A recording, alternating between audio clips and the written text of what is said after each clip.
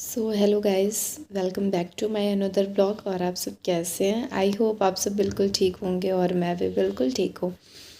मैं आप लोगों को दिखाने जा रही हूँ कुछ बुक्स, जो कि आप लोगों को पता है कि मैंने 38 डेज़ का चैलेंज लिया हुआ है। तो मैं आपको कुछ बुक्स दिखाती हूँ, क्योंकि बुक मेरे पास कुछ बुक्स ऐसी रखी हुई हैं बगल में, जो कि 1 to 5 के लिए हैं और कुछ 6 to 8 के लिए हैं। और हम मतलब जो DL ED वाले हैं उनको तो दोनों देना है पेपर। तो मैं दोनों बुक मतलब दोनों बुक से तो तैयारी करनी ही पड़ेगी। तो जो पिछली बार मतलब एग्ज़ाम हुए थे, आपको पता होगा कि इस बार जो पिछली बार जो नेक्स्ट अभी मतलब थोड़ी दिन पहले एग्ज़ाम हुआ था, कुछ मंथ पहले, तो वो ऑफलाइन हुआ था। उससे पहले जो हो रहे थे एग्ज़ाम, कोविड के बाद से जो एग्ज़ाम स्टार्ट हुए थे वो सारे ऑनलाइन कर दिए गए थे। तो ऑनलाइन शिफ्ट में काफ़ी पेपर होते थे, क्योंकि हर डेज़ अलग अलग होते थे सबके एग्ज़ाम। तो काफ़ी सारे पेपर होते थे। तो अभी जो एग्ज़ाम हो रहा है वो ऑफलाइन है, तो एक ही दिन में सभी बच्चों के एग्ज़ाम हो जाते हैं। तो सारे पेपर जो रहते हैं वो सभी के सेम आते हैं। और पहले जो होते थे वो मतलब कोई हार्ड होते थे, कोई मॉडरेट होते थे और कोई थोड़े और इजी आ जाते थे। तो उसमें हर टाइप के पेपर रहते थे जो ऑनलाइन पेपर होते थे। तो मेरे पास जो बुक है वो ऑनलाइन पेपर की है। मतलब उसमें ऑनलाइन आए हुए जो पेपर हैं वो हैं। और ऐसे करके काफ़ी बुक्स हैं और कुछ ऑफ़लाइन की भी हैं। तो मैं आप लोगों को दिखाऊंगी। तो मैं सोची हूँ कि जैसे कि ऑफ ऑनलाइन जो पेपर हुए थे उसके काफ़ी पेपर हमारे पास हो गए हैं, क्योंकि कम से कम तो 24 25 या 23 ऐसे करके इतने दिन एग्ज़ाम हुआ करते थे कंटिन्यू। तो इतने सारे पेपर भी हो गए हमारे पास, तो फर्स्ट शिफ्ट और सेकंड शिफ्ट के। तो मैं यही सोची हूँ कि जो एग्ज़ाम जो हुए हैं, और हमारे पास अभी डेज़ भी काफ़ी बाकी हुए हैं, क्योंकि 21 जनवरी को सीटेट का एग्ज़ाम है। तो अभी काफ़ी टाइम है। जनवरी से हम रिवीजन अच्छे से करना स्टार्ट करेंगे। तो इस टाइम जो हम कर रहे हैं उसको अगर हम एक एक पेपर को एक एक दिन में सॉल्व करते हैं, मतलब फर्स्ट के भी और सेकंड के भी, अगर एक दिन में सिर्फ एक पेपर सॉल्व करते हैं, एक फर्स्ट के पेपर हो गए, एक सेकंड के पेपर हो गए, और प्रैक्टिस सेट हो गया, और मैप वगैरह मतलब डेली, अगर मैप तो बहुत ज़्यादा आपको पता है कि मैप जल्दी आप एक दिन में कवर नहीं कर सकते हो, क्योंकि वो माइंड से आपके चला जाएगा बाहर। इसलिए आप मैप के अगर कम से कम आप 5 कंट्री भी अगर आप याद रखोगे, कौन सा कहाँ पे है, कौन सा चीज़ कहाँ है, कौन सी नदी कहाँ पे है, अगर बस 5, तो आपको सोचिए अभी इतना दिन बाकी है एग्ज़ाम में, आपको कितनी सारी चीज़ें याद हो जाएंगी। तो मैं यही सोची हूँ कि एक फर्स्ट 1 to 5 का एक प्रैक्टिस सेट और 6 to 8 का एक प्रैक्टिस सेट, और मतलब पेपर प्रैक्टिस सेट नहीं, और जो प्रैक्टिस सेट की भी मेरे पास एक बुक है, तो एक वो, और मैप, ये 4 चीज़ें डेली कंटिन्यू पढ़ूँगी। और NCERT की जो बुक होती है वो काफ़ी मतलब ठीक होती है। तो मुझे सबसे ज़्यादा प्रॉब्लम होती है संस्कृत और SST में। तो मैं यही सोची हूँ कि संस्कृत की जो होगी वो कोई अच्छे जो वीडियोस होंगे, जैसे कि कोई सीटेट जो कराते होंगे और संस्कृत के अच्छे टीचर होंगे, मैं उनसे कुछ वीडियोस उनकी देख लूँगी और उससे प्रिपरेशन कर लूँगी अच्छी। और उसकी बच्ची, और जो मेरे पास प्रीवियस ईयर पेपर हैं उसको तो देख ही लूँगी, और कुछ अच्छी जो कि अच्छे से समझाते हों करते हों, तो मैं उनकी वीडियोस मतलब देखूँगी। और जो मतलब कि जो इसका SST का हुआ, SST में क्या करूँगी कि अभी मेरे पास NCERT की बुक है नहीं।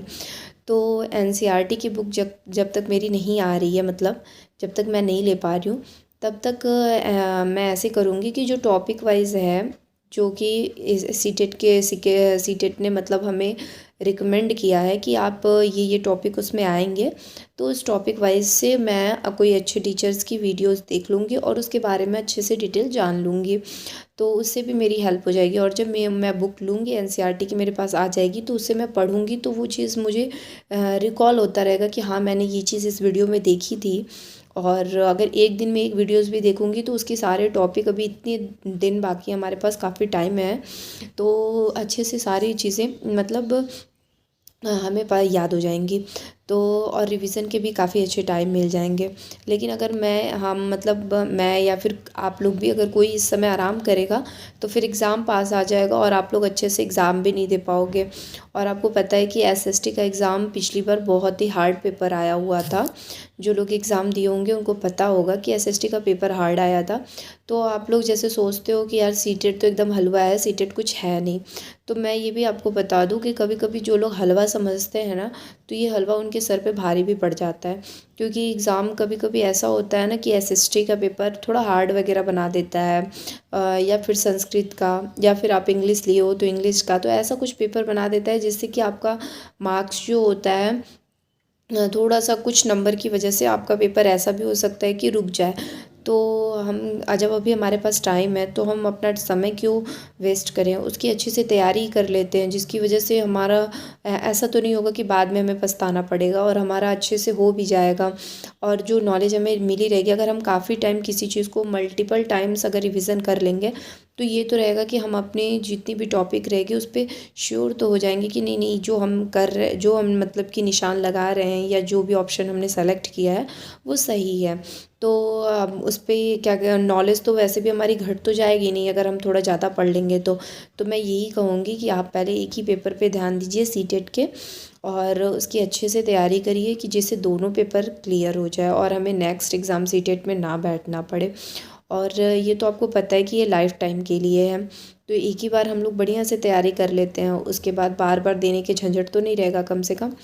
तो इसलिए मैंने यही सोचा है कि एक दिन में यही सिर्फ 4 काम करूँगी, जैसे कि एक 1 to 5 का जो है उसके पेपर, एक पेपर सॉल्व करूँगी और उसको मल्टीपल टाइम कर लूँगी, क्योंकि एक दिन में आपको पता है कि 24 आवर्स होते हैं और हमारे पास तो अभी बहुत सारे टाइम हैं, दिन भर में बहुत सारे टाइम मिलते हैं, जैसे कि किचन के बाद भी हमारे पास टाइम मिल जाते हैं। तो इससे तो हम अपना अपना उसको मल्टीपल टाइम रिवीजन कर सकते हैं, जिससे और हमें इजी रहेगा, कम से कम हम भूलेंगे तो नहीं। और सेकंड है कि जो 6 to 8 के हैं उसके भी एक पेपर सॉल्व करेंगे। और फिर उसके बाद एक मैप जो होता है, मैप में से भी 5 टॉपिक लेके उसको अच्छे से देख लेंगे, मैप में कौन सा चीज़ कहाँ पे है। डेली 5 ऐसे करेंगे। और थर्ड रहेगा, अरे फोर्थ रहेगा, एक प्रैक्टिस सेट डेली सॉल्व करेंगे, क्योंकि एग्ज़ाम में क्या होता है कि हाँ, जब हम एग्ज़ाम देने के लिए हमें सब कुछ, कभी कभी एग्ज़ाम में सब कुछ आता भी रहता है, पेपर भी ठीक रहता है, तो ऐसा होता है कि टाइम प्रॉब्लम होने की वजह से हमारा एग्ज़ाम छूट जाता है, हमारे पेपर छूट जाते हैं।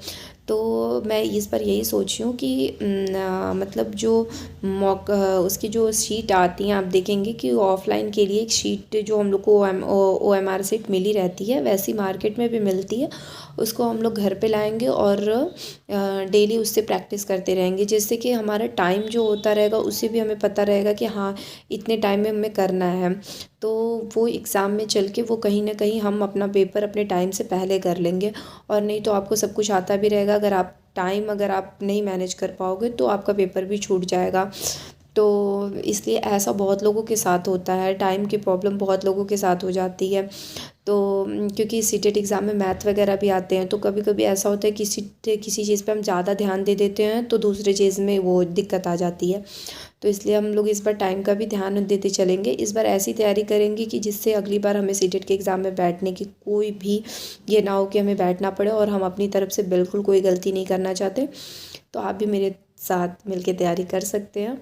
और अब मैं फर्स्ट, अभी तो आज हो गए शाम के 3 बजने वाले हैं, तो मैं आज तो आप लोगों को मतलब अपना जितने देर भी मैं स्टडी करूँगी वो तो मैं आप लोगों को शेयर करूँगी कि मैंने आज क्या क्या पढ़ाई की। लेकिन हाँ, कल से मैं एकदम डेली सारी चीज़ की मैंने शेड्यूल बना दी है कि मुझे कौन सा चीज़ कैसे करना है और एक दिन में क्या क्या पढ़ना है क्या क्या नहीं पढ़ना है। तो मैंने ये सारी चीज़ें सोच ली है और सारी चीज़ें डिसाइड कर ली है, तो मैं उसी हिसाब से अब चलूँगी और मैं आप लोगों को ये सारी चीज़ें शेयर करूँगी। आप भी चाहें तो मेरे साथ अपनी तैयारी कर सकते हैं। और उसके बाद मैं अब मतलब कि कल सुबह से जल्दी उठूँगी और आपको मॉर्निंग से ही अपनी रूटीन दिखाना स्टार्ट करूँगी। अभी तो फ़िलहाल लेट हो गए हैं और पता नहीं क्यों सुबह से मुझे भूख भी नहीं लग रहा है, मैं सिर्फ फ्रूट्स खा के यहाँ बैठी हुई हूँ। तो अब मैं चलती हूँ, कुछ खाना वगैरह खा लेती हूँ, उसके बाद लंच करने के बाद फिर मैं स्टडी करना स्टार्ट करूँगी। अभी फ़िलहाल इस वीडियो में इतना ही, फिर मिलते हैं नेक्स्ट ब्लॉग में। और आज का रूटीन मैं आप लोगों को दिखाऊंगी अपनी स्टडी का, लेकिन कल से मैं आपको परफेक्ट टाइम से अपनी रूटीन डेली का शेयर करती रहूँगी। आप भी मेरी इस रूटीन को फॉलो कर सकते हैं। अगर आप कोई भी एग्ज़ाम, ज़रूरी नहीं है कि आप सीटेट का एग्ज़ाम ही देते हो, आप कोई भी अगर एग्ज़ाम दे रहे हैं तो आप मेरे साथ अपनी तैयारी कर सकते हैं। चलिए फिर मिलते हैं नेक्स्ट ब्लॉग में।